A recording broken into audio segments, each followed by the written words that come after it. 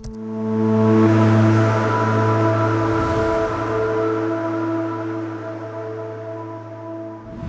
ఒక భయాన్ని ప్రజల్లోకి ఇంపోజ్ చేసి హిందూ మతం కొంపలు మునిగిపోతున్నాయి, ఆరిపోతుంది, చచ్చిపోతుంది అని చెప్పేటువంటి ఇవాళ ముస్లింలకి క్రిస్టియన్లకి సంబంధించినటువంటి ప్రచారం చాలా ఎక్కడి దాకా వెళ్ళిందంటే చాలా ఉదార మనస్కులైనటువంటి హిందువులు భయపడుతున్నారు.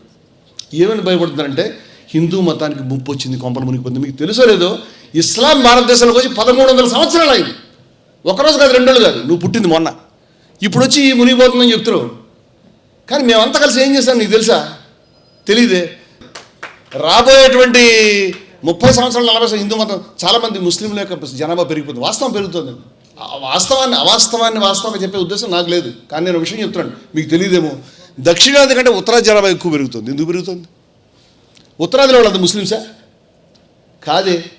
ఎందుకంటే అక్కడ డెవలప్మెంట్ లేదు కాబట్టి పెరుగుతుంది. అందుకని రేపు పొద్దున పార్లమెంట్ సీట్లు వాళ్ళకి మంచి మనకు తగ్గిస్తారు.